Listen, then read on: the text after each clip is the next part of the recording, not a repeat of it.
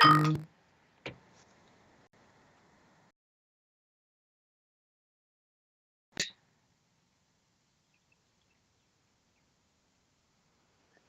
how are you doing? I can. Yes, yes.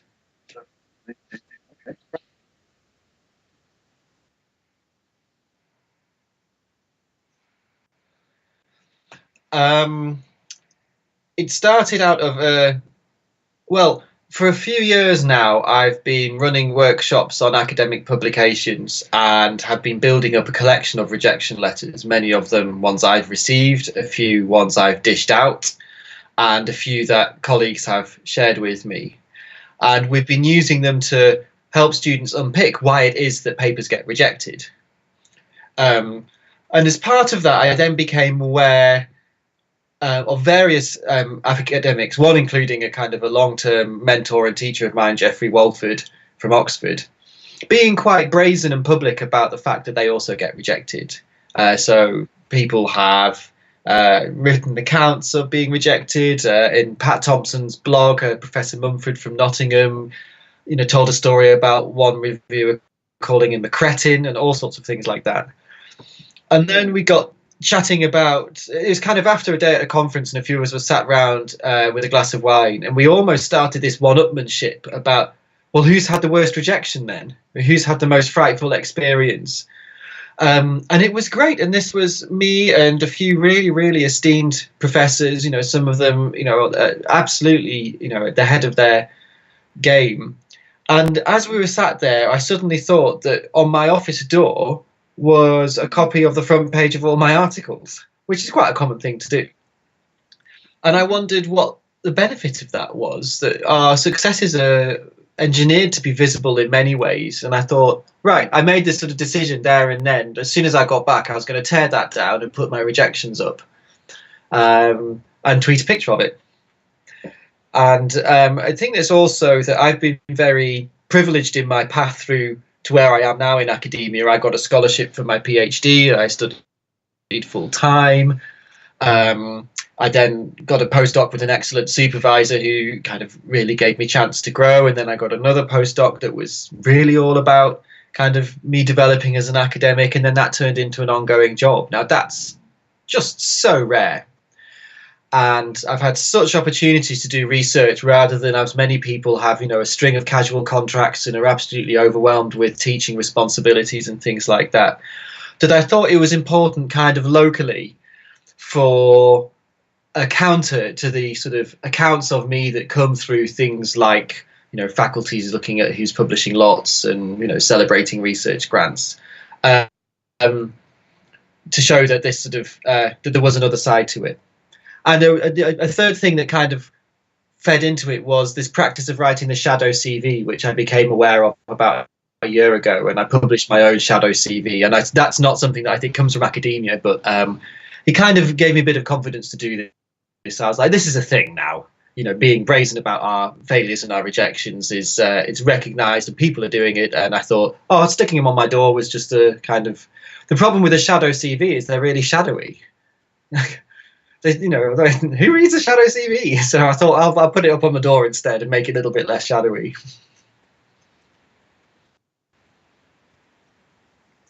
Um, None really. I'd be the only. There was the slightly unanticipated thing is just how much time this whole thing's ended up taking me. Like, I'm talking to you now. I've done a couple of videos for UTS about it. I've had another interview with somebody from Canada. So it's escalated quite a bit, but no regrets at all.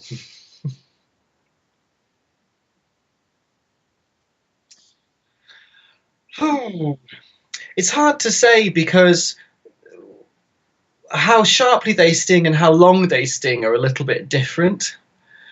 So, like, with hindsight, now I can sort of almost laugh about the one where I was rejected for a postdoc, kind of funded by the same people who funded my PhD, because the reviewers thought that my topic was too boring and my research was too kind of small scale to warrant any publication at all.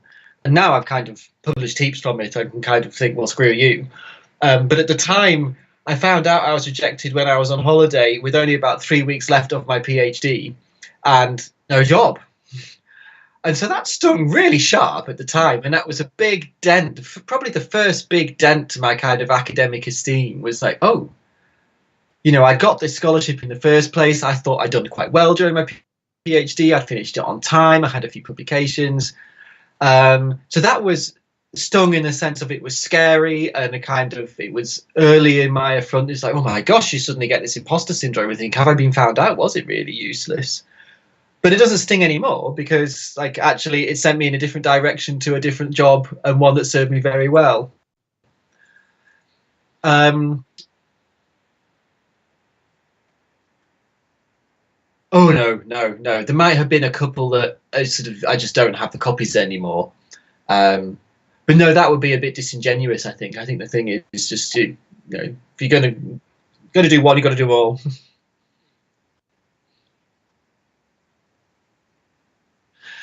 That varies. So at the moment, I haven't got a big grant. Oh, no, we have got a big grant application under review. So as soon as we hear from that, and the most likely outcome being a rejection, then I'll stick that on. The all the academic publications, they're generally book chapters at the moment, so it's a little bit affected by the pace of academic work, and sort of I usually have one or two pieces of writing under review, and you would usually expect a rejection to come out of every couple of those. So it's not like a daily or a weekly thing, but nonetheless, it will get bigger. It will grow. Um, yeah, I think it's sellotape because it's on a glass door. So I think I just fold over some sellotape and stick it on, and that seems to work quite well.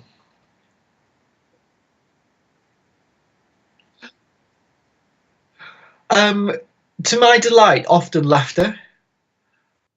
I mean, part of it is that, I mean, I think this relates to one of the questions that you said you might ask later on.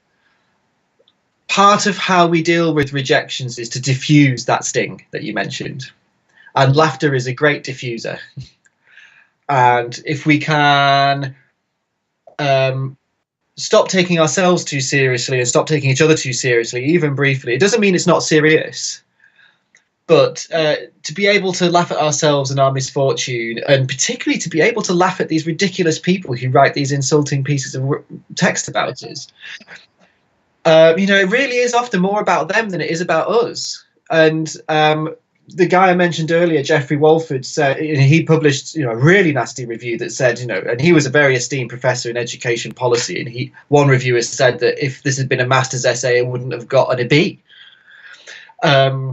And he said the only reaction is laughter, and you do have to laugh at first, and then there's this kind of serious piece of work around how do we respond, politely and productively to these things. But I like that people see the humour in it. Very few people were puzzled. I think it's sort of is something that makes intuitive sense to do, even if not obvious sense to do. It's kind of like people immediately seem to say, "Oh, I can see that this does something useful here." Surprise. I mean, quite a few people said, "Nick, I had no idea how many research proposals you've put in over the past 4 or 5 years." Because we only get told about the ones, the newsletter comes around and we only hear about the ones that we got. So people realised I was a bit busier than they thought, I think, writing all these failing research applications.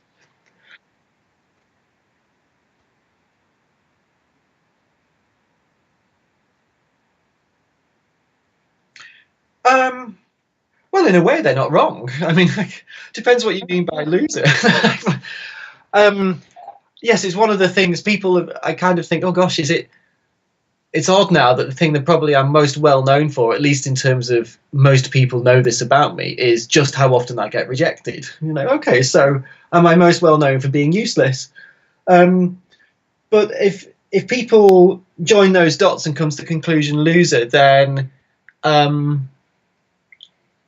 I think I don't know. I just think that's a betrayal of how to understand the nature of academic work. That we all get rejected, and I think a bigger loser. Well, I don't like the word loser, but I think I worry about the people who don't have the circumstances or conditions around them to be resilient to rejection. And they might really look like losers, although I wouldn't call them losers myself. But the people who are crushed by the rejection from the journal and then never kind of throw the paper back at another place, or the people who sort of push them or feel they're being pushed out because they don't get the postdoc or the other thing. Yeah, I think if people said, "Oh, you're a loser," I'd say, "Yeah, okay, my strike rate in journal articles may be lower than other people's. My strike rate in research grants is certainly not high." But having said that, I've always been able to pursue the research I wanted to do in one way or the other. And eventually, by hook or by crook, I've got most of the things I've wanted to write about out in some form or other as well. So I don't see it as a winning and losing game. It's often a game of patience and tactics, and yeah.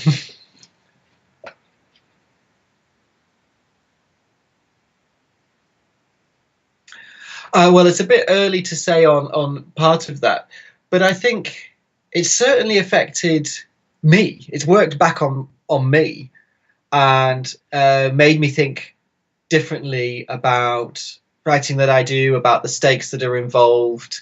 I've recently involved with a group on a research application, and kind of my investment in it. You know, I took it particularly seriously and I really want it to come off, but I think I will anticipate and deal with the very likely answer no differently.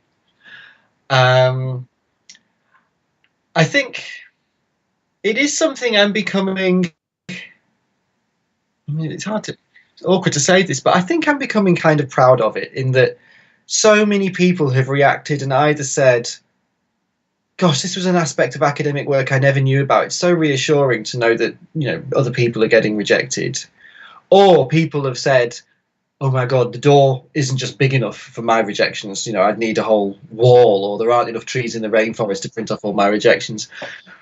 And if it's done its little bit at the corner to eat away at this veneer that we put around academic work, and make visible some of the bits that are usually a bit more shadowy, then, you know, I'm really pleased about that. And we do have to sort of give an account of ourselves in terms of how we contribute out to various different communities. And I think this sort of thing, the practice, is a kind of a way of contributing back to academic communities, in a way like being a referee on a journal article or editing journals, all these kind of unpaid bits of work. But I think they can make a difference. But nobody's turned me down for a job or anything else like because they've seen how useless I am yet. So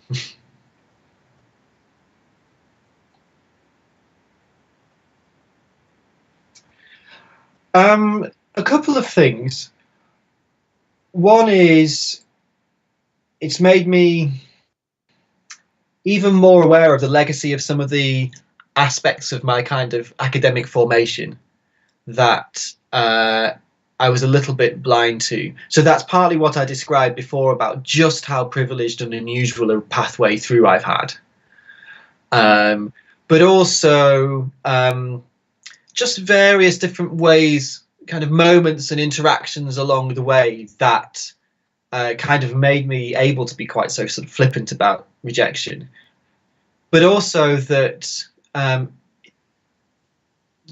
I don't know, being able to put a rejection wall up says a lot about how secure I feel at the moment in my work and in my kind of position in a field, you know. And would I have done it, you know, the week after I'd got rejected for that postdoc and had a couple of journal rejections and didn't have a job yet? No, don't think I would have been kind of emotionally able to do that, and I don't think it would necessarily have made sense to do so. So I've learned a little bit about how it is I've come to be in the position I am now, and what that position means about what's afforded to you in particular kind of being public about rejection. I guess I didn't realise I was quite so dogged. I just saw, I don't know, applying for grants and writing articles is just what you do, and you don't get them all. But looking back on it now, and I look at my door and I think, oh my gosh, that one I tried 5 times. I really did want to kind of get it through. Also, I think looking back at some of the rejections, I I'm not sure you can avoid them, but I think I've sort of got this rather coarse, and it is coarse, distinction between good rejection and bad rejection. Good rejection is the one that's just an effect of the fact that human beings are involved in making these decisions, in judging research proposals and journal articles, and human beings make odd decisions all the time and don't agree on things and whatever. And there's no avoiding good rejection, and there's no kind of no damage done by it in the terms of like intellectual esteem or anything like that. But bad rejection is the rejection when you're like, maybe that really was half baked as an idea, or maybe I really didn't understand the way that research proposals are judged well enough. And looking at my rejection wall, it does remind me that some of my rejections have been in that bad rejection category. And that's a good question. Of the research ones, probably more than half. I think if I was to learn something from this, it would be maybe to realise earlier on where a proposal was becoming unwieldy, or like getting written by committee, or not quite meeting the brief well enough, and to call it and to say, let's pull out, let's wait, this is being too shaped by too many forces, or where it was thrown a bit blind into a kind of a pool where we didn't really know what was going on. So on the research side, I think the various rejections along the way have taught me a lot. It doesn't mean that the next one will get up, but it will mean I make different decisions about what goes into the next proposal. Growth, definitely. Without a doubt, growth. For that wall itself, it will just get bigger, and I will, kind of share its growth as publicly as I can. A couple of other walls have sprouted up. I've seen on Twitter, a few people have said, "Oh, I've done my own one now."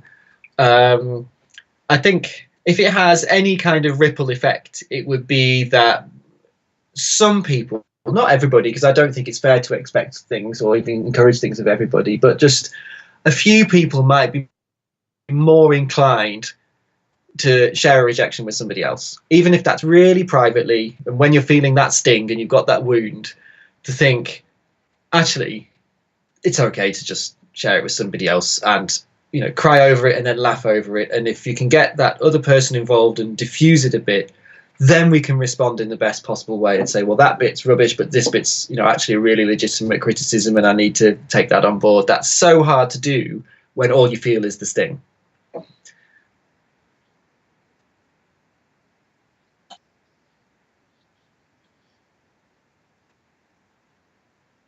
No problem. So what's the kind of process from here? Would you write something up and flick it to me, or?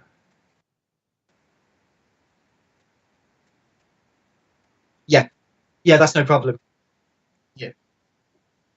Cheers, David.